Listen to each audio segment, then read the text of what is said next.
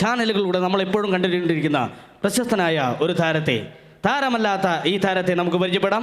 അദ്ദേഹത്തെ ഈ വേദിയിലേക്ക് ക്ഷണിക്കുന്നു.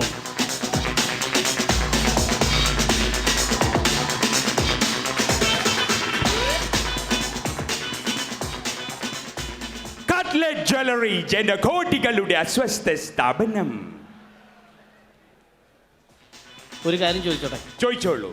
താങ്കളുടെ ഈ ശബ്ദത്തിന്റെ പ്രത്യേകതയാണല്ലോ താങ്കൾ ഏറ്റവും കൂടുതൽ ശ്രദ്ധിക്കപ്പെടുന്നത്. അതെ. എങ്ങനെയാണ് ഈ ബിസിനസ് മേഖലയിലേക്ക് വരാൻ കാരണമുണ്ടായത്? എന്റെ ബിസിനസിന്റെ സീക്രട്ട് എന്താണെന്ന് ഞാൻ തുറന്നു പറയാൻ പോവുകയാണ്.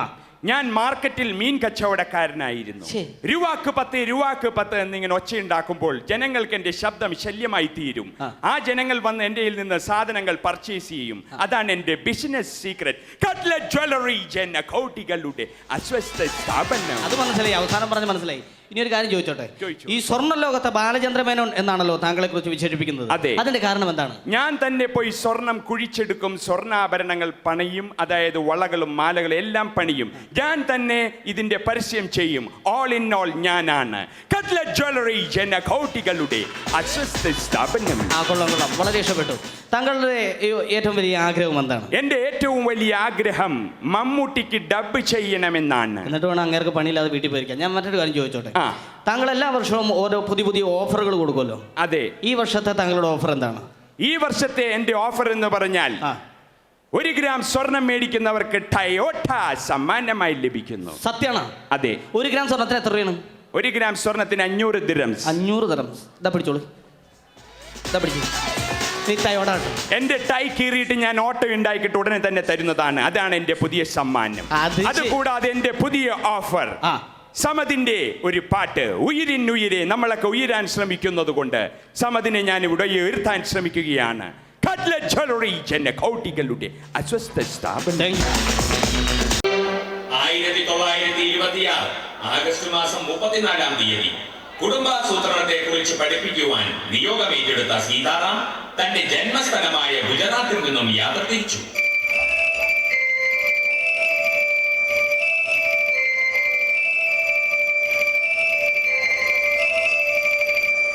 യാത്രാമധ്യേ അദ്ദേഹം ഗുജറാത്തി ആദിവാസി സുന്ദരികളുടെ നൃത്തം കാണുവാനിടയുണ്ടായി.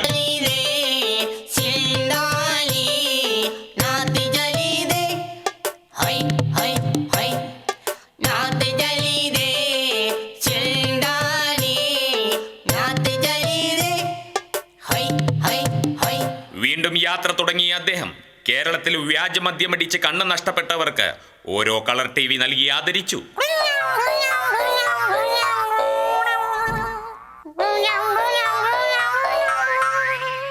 കാഴ്ചയില്ലാത്ത അന്ധന്മാർ ഇതുകൊണ്ട് എന്ത് ചെയ്യാൻ? എങ്കിലും പട്ടിക്ക് മുഴുവൻ തേങ്ങ കിട്ടിയ പോലെ അവർ തുള്ളിച്ചാടി. ശേഷം യാത്ര തുടങ്ങിയ അദ്ദേഹം വയലേലകളിൽ പണിയെടുക്കുന്ന സ്ത്രീകളെ കാണുവാനിടയുണ്ടായി. അവരിൽ സുന്ദരിയായ ഏല എന്ന യുവതിയെ അദ്ദേഹം മാടി വിളിച്ചു.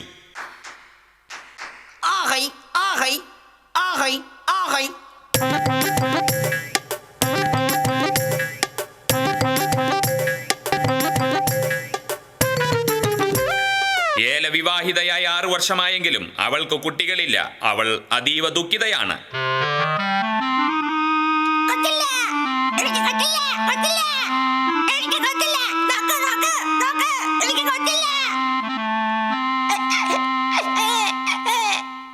വിവരമറിഞ്ഞ അദ്ദേഹം അവളുടെ കാതിൽ മന്ത്രിച്ചു. അവൾ നാണിച്ച് തലകുലുക്കി. അവളുടെ ആഗ്രഹം മനസ്സിലാക്കിയ അദ്ദേഹം അപ്പോൾ തന്നെ അവൾക്ക് ക്ലാസ് എടുക്കുവാൻ തീരുമാനിച്ചു.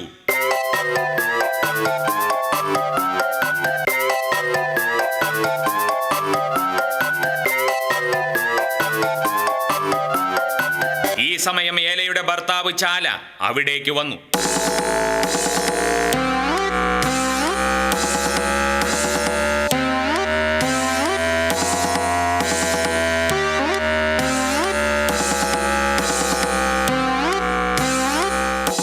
പുരുഷന്റെ കൂടെ തന്റെ ഭാര്യയെ കണ്ട ചാല കുപിതനായി.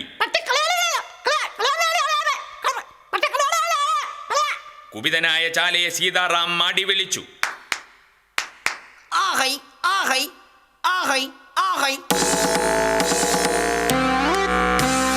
എന്നിട്ട് ചെവിയിൽ മന്ത്രിച്ചു. അദ്ദേഹം ചെവിയിൽ മന്ത്രിച്ചത് ഇപ്രകാരമായിരുന്നു: ഭർത്താക്കന്മാർ എത്രയായാലും കുട്ടിയൊന്നു മതി.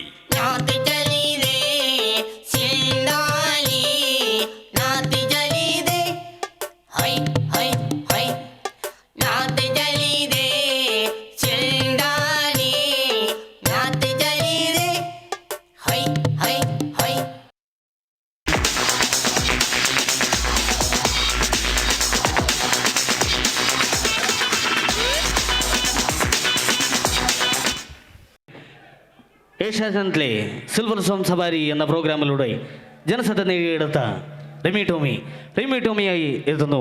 ശ്രദ്ധിക്കൂ, റബ്ബർ ഫോം സഫാരി എന്ന ഈ പ്രോഗ്രാമിലേക്ക് മാന്യ പ്രേക്ഷകർക്ക് ഏവർക്കും സ്വാഗതം.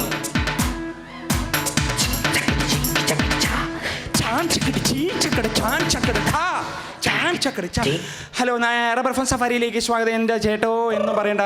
ഹലോ, ആദ്യത്തെ കോൾ ആരാന്ന് നോക്കാം. ഹലോ ഹലോ, ആരാ വിളിക്കുന്നത്? ഹലോ, ആരാ വിളിക്കുന്നത്? അത് മൂവാറ്റുപുഴയിൽ സുല്ലാണ്. മൂവാറ്റുപുഴ സുനിച്ചായനാണോ? എന്നാ ഉണ്ട് സുനിച്ചായ വിശേഷം? എന്തൊക്കെയുണ്ട് വിശേഷം? മോളുടെ ഈ പ്രോഗ്രാമിന് എന്താണ് ഈ റബ്ബർ ഫോം സഫാരി എന്ന് പേരിട്ടിരിക്കുന്നത്? അതെ ചേട്ടാ, ഞാൻ പാലാക്കാരിയല്ലേ, അപ്പൊ പാലായിൽ റബ്ബർ ഉണ്ടല്ലോ, റബ്ബർ പോയി ചാടുന്ന പോലെ ഞാൻ ചാടും.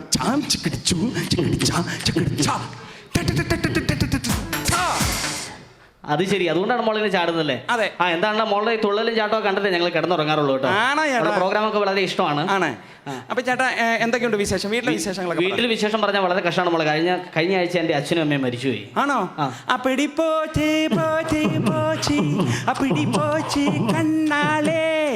ഇനി അടുത്ത കോൾ ആരാന്ന് നോക്കാം. ഹലോ, ആരാ വിളിക്കുന്നത്? ഹലോ, ആരാ വിളിക്കുന്നത്? ഹലോ, ഇത് റാന്നിന്നാണ്. റാന്നിന്നാണോ? റാന്നിന്ന് ആരാ വിളിക്കുന്നത്? റാന്നിന്ന് രാജൻ. രാജൻ എന്നാ ചെയ്യുന്നു?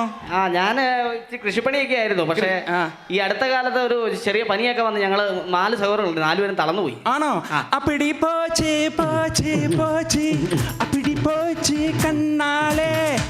അപ്പൊ അടുത്ത കോൾ ആരാ നോക്കാം. ഹലോ, ആരാണ്? ഹലോ, ആരാണ് വിളിക്കുന്നത്? ഹലോ, ഇത് ആന്റണിയാണേ. ആന്റണിയാണോ?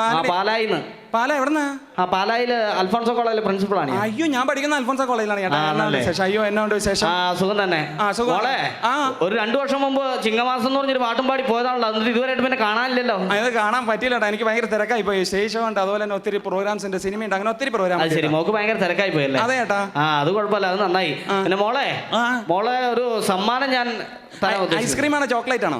ഐസ്ക്രീമും ചോക്ലേറ്റും അല്ല, വേറൊരു സമ്മാനമാണ് ഞാൻ മോള് നേരിട്ട് തരാമെന്ന് വിചാരിക്കുക. അപ്പൊ നേരിട്ട് വരെ അഡ്രസ് അറിയോ? Producer, rubber foam safari, care of Puliyarakonam, 695 നേരിട്ട് വരേണ്ട കാര്യമൊന്നുമില്ല. ഇപ്പൊ ഞാൻ മോളുടെ അടുത്തെത്തി. മോളുടെ സമ്മാനം കൊണ്ടുവന്നിട്ടുണ്ട് ഞാൻ. എന്ത് സമ്മാനം തരാം മോനെ? 2 വർഷം മുമ്പ് ചിങ്ങമാസം എന്ന് പറഞ്ഞൊരു പാട്ടും പാടി നീ കോളേജിൽ നിന്ന് ഇറങ്ങി പോയതല്ലേ? എന്നാ ഇതാ പിടിച്ചോ, സസ്പെൻഡ് ഓർഡറാ. കണ്ണാളെ